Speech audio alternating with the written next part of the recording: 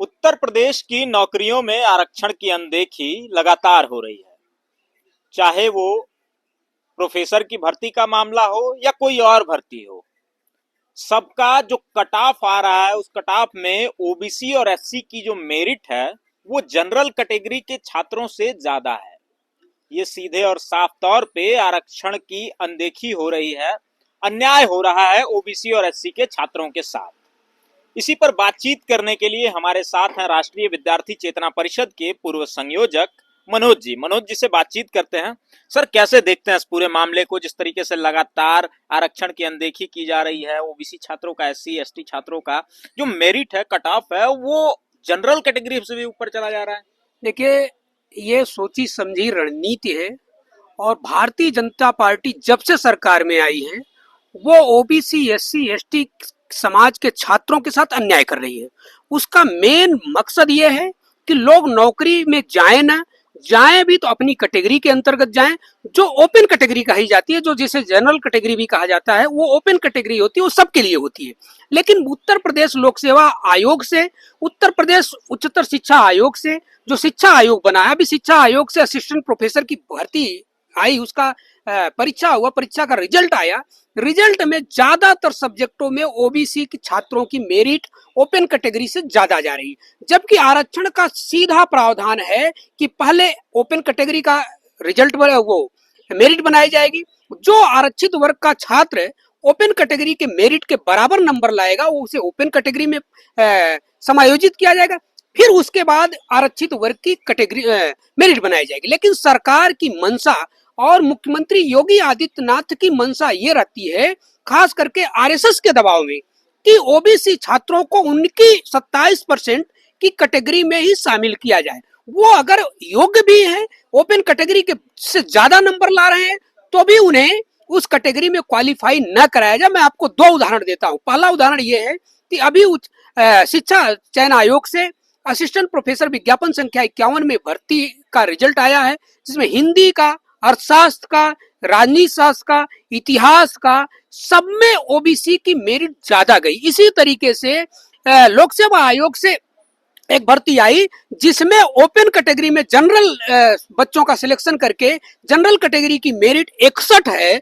OBC की 84 है और एससी कैटेगरी की 81 है। आप सोच सकते हैं कि कितना बड़ा अन्याय हो रहा है, और अन्याय के पीछे भारतीय जनता पार्टी आरएसएस की मंशा के अनुसार काम कर रही है। योगी आदित्यनाथ जब से मुख्यमंत्री बने, अधिकारियों के मन में ये वो है कि आरक्षित वर्ग के साथ जितना भी अन्याय करोगे कोई बोलने वाला नहीं है। न्यायालय भी पिछले ऐसे विज्ञापन संख्या 49 में, विज्ञापन संख्या 50 में भी, 50 में तो नहीं कर पाए थे, 49 में चूंकि एक केस हुआ था, आयुष रंजन चौधरी, रोहित वर्मा बनाम उत्तर प्रदेश गवर्नमेंट, जिसमें लखनऊ हाई कोर्ट ने स्पष्ट आदेश दिया था कि किसी भी तरीके से आप ओबीसी एससी एसटी या आरक्षित वर्ग की मेरिट ओपन कैटेगरी से ज्यादा नहीं जानी चाहिए। उसका प्रभाव रहा कि विज्ञापन संख्या 50 में बराबर पे लाई गई, लेकिन फिर 51 में उन्होंने कर दिया।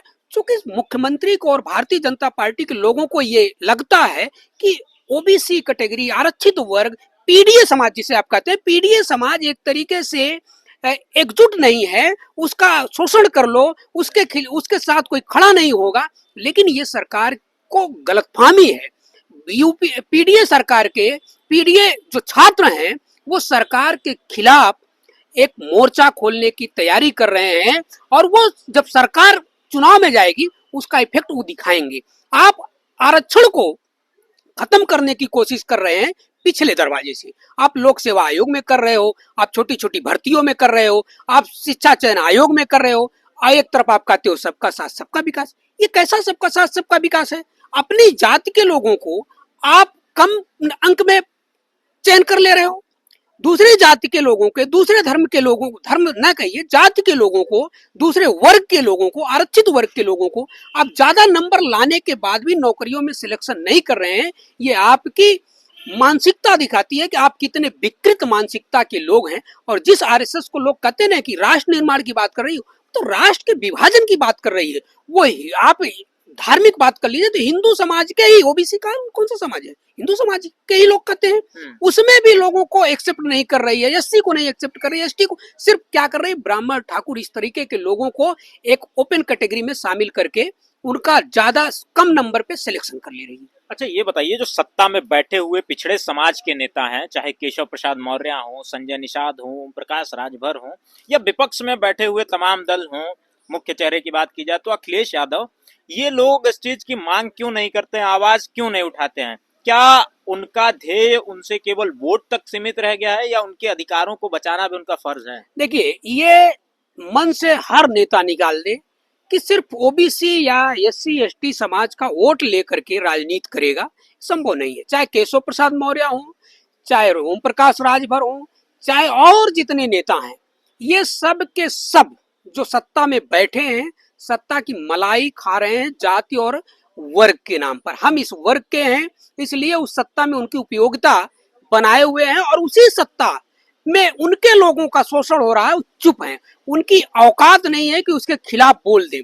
मैं कहता हूं, दावे के साथ कहता हूं, केशव प्रसाद मौर्य अगर ओबीसी समाज की बात करते हैं तो क्यों नहीं शिक्षा चयन आयोग से जो वैकेंसी का रिजल्ट आया है असिस्टेंट प्रोफेसर, क्यों नहीं बोल देते?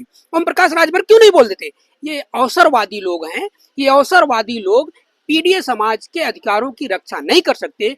मैं अखिलेश यादव जी से भी ये निवेदन करूंगा, और वो बीच बीच में उठाते भी रहते हैं कि पीडीए समाज के हकों को कैसे छीना जा रहा है, तो वो जरूर इस पर बात करें। नहीं तो पीडीए समाज का पढ़ा लिखा वर्ग कहीं ना कहीं इसमें उसे संशय होगा कि ये भी चुप है। लेकिन अभी उन्होंने कुछ मुद्दे उठाए, लगातार उठा रहे हैं, और फिर उनसे मैं अनुरोध करूंगा कि वो इस मुद्दे को उठाएं, क्योंकि पीडीए समाज के साथ अन्याय किया जा रहा है।